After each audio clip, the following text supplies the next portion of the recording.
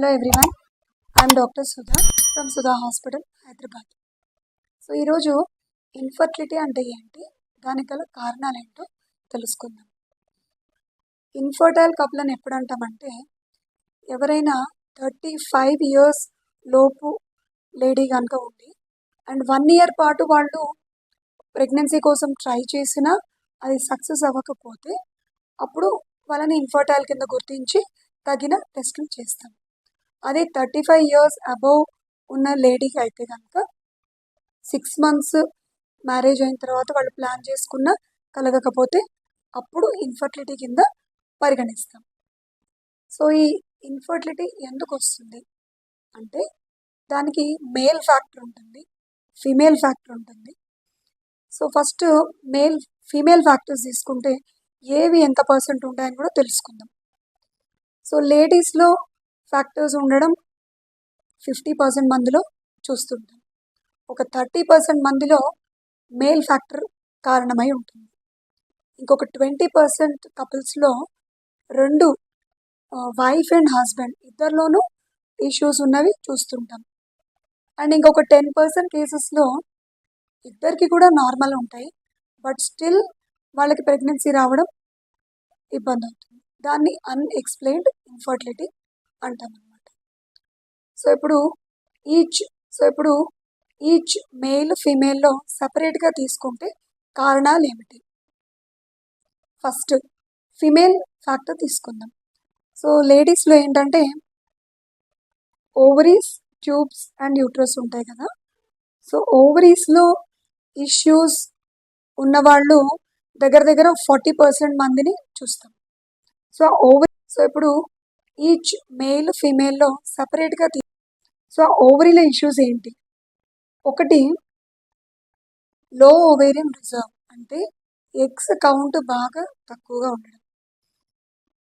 So second reason ఏంటంటే PCOD, అంటే వీళ్ళకి పాలిసిస్టిక్ ఓవరీస్ లాగా, అంటే వాటర్ బబుల్స్ లాగా ఉంటాయి అన్నమాట ఓవరీస్లో. సో ఇది మెయిన్గా ఏంటంటే వాళ్ళ లైఫ్ స్టైల్ వల్ల అండ్ హార్మోన్ ఇంబ్యాలెన్స్ వల్ల జరుగుతూ ఉంటుంది. And second reason tubal factors. So ఇది ఇంకొక 40% మందిలో చూస్తుంటాం. అంటే వీళ్ళకి ఏంటంటే ట్యూబ్స్లో బ్లాకేజెస్ ఉండడం, ఇన్ఫెక్షన్స్ వల్ల కానీ అంతకు ముందైన సర్జరీస్ వల్ల కానీ ట్యూబ్స్ బ్లాక్ అయిపోయి ఉండడం. అండ్ ఇంకో చాలా తక్కువ % మందిలో యూట్రస్ కానీ సర్విక్స్ కానీ వీటి ప్రాబ్లమ్స్ కూడా ఉంటాయి. సో యూట్రైన్ ఫ్యాక్టర్స్ ఏంటంటే యూట్రస్ యొక్క షేప్ డిఫరెంట్గా ఉండడం. సో ఇవి కొన్ని కారణాలు. అండ్ కొంతమందికి ఎండోమెట్రియోసిస్ కానీ పాలిప్స్ ఉండడం కానీ ఇవి కూడా ఇన్ఫర్టిలిటీకి కారణాలు. అండ్ ఇప్పుడు మేల్ ఇష్యూస్ తీసుకుంటే, సో జెంట్స్లో ఏంటంటే సీమన్ టెస్ట్ చేసినప్పుడు అందులో కౌంట్ బాగా తక్కువగా ఉండడం ఆర్ అసలు లేకపోవడం. సీమెన్లో స్పర్మ్సే లేకపోతే దాన్ని ఎజోస్పర్మియా అంటాం. లేదు తక్కువ కౌంట్ ఉంటే ఆలిగోస్పర్మియా అంటాం అన్నమాట. 15 మిలియన్స్ కంటే తక్కువగా ఉంటే ఆలిగోస్పర్మియా. తక్కువ కౌంట్ ఉంటే కొంతమందిలో స్పర్మ్స్ ఉంటాయి కానీ వాటి యాక్టివ్నెస్ అనేది బాగా తక్కువగా ఉంటుంది. సో మొటిలిటీ తక్కువ ఉండడం ఆర్ సమ్టైమ్స్ ఈ రెండు బాగున్న షేప్స్ డిఫరెంట్గా ఉండి వాటి మార్ఫాలజీ కరెక్ట్గా లేకపోవడం. సో ఇవన్నీ కూడా సెమెన్ టెస్ట్ చేసినప్పుడు తెలుస్తాయి అన్నమాట ఈ ఇష్యూస్. కొంతమందికి ఈ స్పర్మ్స్ కరెక్ట్గానే ప్రొడ్యూస్ అవుతున్నా అవి ట్రావెల్ చేసి వాస్ డిఫరెన్స్ అనే ట్యూబ్స్లో బ్లాకేజ్ ఉండే అవకాశాలు ఉంటాయి.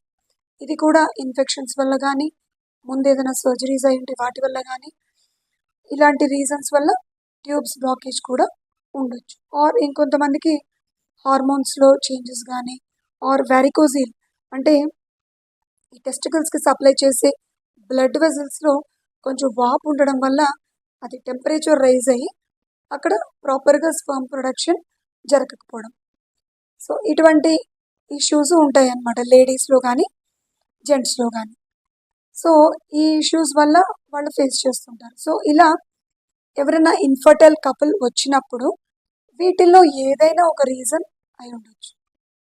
సో మేము ఈ రీజన్ ఏంటి అని ఎట్లా గుర్తిస్తాం అనేది మన నెక్స్ట్ వీడియో. ఇటువంటి ఇష్యూస్ ఉంటాయి అన్నమాట తెలుసుకుందాం. Thank you.